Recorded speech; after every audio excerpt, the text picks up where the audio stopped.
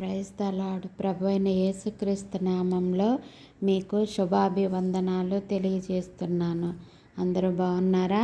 ప్రభు అయిన యేసుక్రీస్తు నామంలో మీరు మీ కుటుంబాలు సుఖ సంతోషాలతో వర్ధిల్లాలని యేసయ్య నామంలో నేను తెలియజేస్తున్నాను.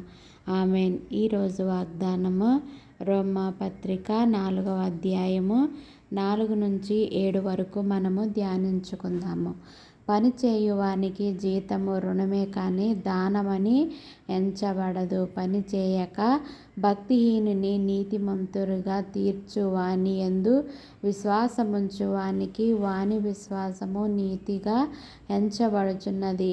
ఆ ప్రకారమే క్రియలు లేకుండా దేవుడెవరిని నీతిమంతుడుగా ఎంచునో ఆ మనుష్యుడు ధన్యుడని దావీదు కూడా చెప్పుచున్నాడు. ఎలాగనగా తన అతిక్రమములకు పరిహారము నొందినవాడు, తన పాపమునకు ప్రాయశ్చిత్తము నొందినవాడు ధన్యుడు.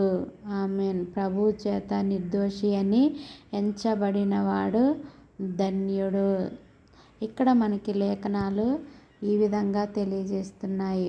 దేవుడు మనతోటి పని చేయువానికి జీతము రుణమే కానీ, అంటే పని చేసిన వానికి కష్టము ఇవ్వాలి, అంతేకాని అది దానంగా అంటే దానం చేసేవారిగా ఎంచబడదు.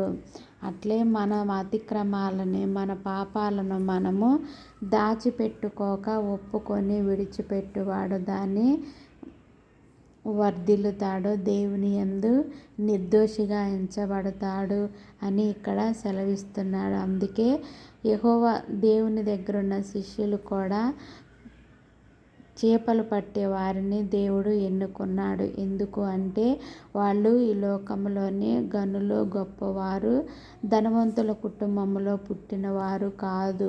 కానీ వాళ్ళ హృదయం అనేది దేవుని ఎదుట నీతిగా ఎంచబడింది.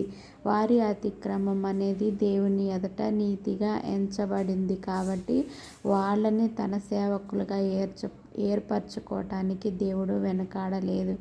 వాళ్ళ కోసము సింహాసనం వేసి పరలోకంలో వాళ్ళతో పాటు కూర్చోడానికి కూడా ఆలోచించలేదు. అంత గొప్ప దేవుడు. ఎందుకంటే తన అతిక్రమాలను తన పాపాలకి ప్రాయశ్చిత్తము నొందినవాడు ధన్యుడు. ఆమేన్.